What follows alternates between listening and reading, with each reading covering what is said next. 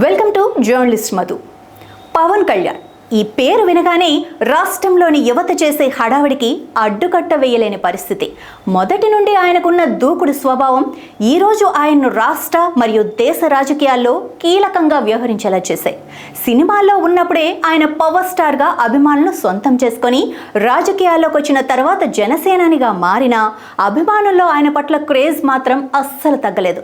Megastar Chiranjeevi 2008 August 26న Tirupati వేదికగా ప్రజారాజ్యం పార్టీని ప్రారంభించగా ఆ పార్టీలో రాష్ట్ర యువ విభాగమైన యువరాజ్యంకు అధ్యక్ష బాధ్యతలు చేపట్టడంతోనే పవన్ కళ్యాణ్ రాజకీయ రంగ ప్రవేశం ప్రారంభమైంది. అయితే అప్పటి 2009 ఎన్నికలలో టీడీపీ కాంగ్రెస్ ప్రజారాజ్యం మధ్య త్రిముఖ పోరులో మెగాస్టార్ స్థాపించిన పీఆర్పీకి ఎదురు దెబ్బ తగిలింది. తర్వాత రాష్ట్రంలో జరిగిన పరిణామాలతో చిరంజీవి పీఆర్పీని కాంగ్రెస్ పార్టీలో విలీనం చేశారు. దాంతో అన్నయ్య ఓటమిని జీర్ణించుకోలేకపోయిన పవన్ 2014 మార్చి 14న పార్టీని స్థాపించినా 2014 రాజకీయాల్లో ప్రత్యక్షంగా పాల్గొనకుండా టీడీపీకి మద్దతుగా ఉండి టీడీపీ గెలుపులో క్రియాశీలకంగా వ్యవహరించారు. ఇక 2014లో టీడీపీ అధికారంకి వచ్చినా ప్రతిపక్షాలు పవన్ కళ్యాణ్ను ఎన్నో విమర్శలకు గురి చేసినా వాటికి వ్యతిరేకంగా పవన్ కళ్యాణ్ మాట్లాడిందే లేదు. అయితే ఉద్దానం కిడ్నీ బాధితుల తరపున పోరాటం, రాజధాని రైతుల భూముల కోసం ప్రత్యేక హోదాపై మాట మార్చిన చంద్రబాబు వైఖరిని ఖండిస్తూ మొదటిసారి 2018 మార్చిలో నిర్వహించిన జనసేన ఆవిర్భావ దినోత్సవం సందర్భంగా టీడీపీకి చంద్రబాబుకు వ్యతిరేకంగా పవన్ మాట్లాడారు.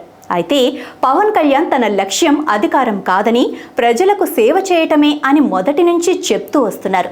ప్రజా సమస్యలపై గళం వినిపించడం ప్రారంభించిన పవన్ చిన్నగా టీడీపీని విమర్శించడం మొదలుపెట్టారు. ఆ టైంలో ఒకవైపు అధికారంలో ఉన్న టీడీపీని, నరేంద్ర మోడీని ఇద్దరిని విమర్శిస్తూ ఒంటరిగానే ప్రజల పక్షాన పోరాడటం మొదలుపెట్టారు. ఆ తర్వాత 2019 ఎన్నికల్లో జనసేన ఒంటరిగానే బరిలోకి దిగి కేవలం ఒక్క సీటుతో సరిపెట్టుకుంది. అయితే ఆ ఎన్నికలు పవన్ కళ్యాణ్కు తీవ్ర ప్రభావాన్ని గురిచేశాయి. అయితే నా తుది శ్వాస విడిచే వరకు నేను పార్టీని నడుపుతానని అప్పట్లో పవన్ కళ్యాణ్ చేసిన వ్యాఖ్యలు పొలిటికల్గా బాగా సంచలనంగా మారాయి. 2019లో వైసీపీ విజయంతో రాష్ట్రంలో పరిపాలన గాడి తప్పిందని, రాక్షస పాలన నడుస్తుందని విమర్శించిన జనసేనానిపై వైసీపీ అధినేత జగన్తో సహా ఇతర వైసీపీ నేతలు వ్యక్తిగతంగా బాగా ఇబ్బంది గురిచేశారు. అయితే ఇటీవల ఎన్నికలకు ముందు జరిగిన చంద్రబాబు నాయుడు అరెస్ట్ సంచలనంగా మారటంతో ఎలాగైనా సరే వైసీపీ అంతు చూడాలన్న ఉద్దేశంతో బాబుతో, మోడీతో పొత్తు పెట్టుకొని జగన్ను విమర్శించారు. దాంతో జగన్, వైసీపీ నేతలు తీవ్ర స్థాయిలో దత్తపుత్రుడు, ప్యాకేజీ స్టార్, వ్యక్తిగతంగా 3 పెళ్లిళ్ల విషయం లేవనెత్తుతూ నానా రకాలుగా ఇబ్బందులకు గురిచేసిన పవన్ కూటమితో ఎన్నికల బరిలోకి దిగి భారీ విజయాన్ని అందుకున్నారు.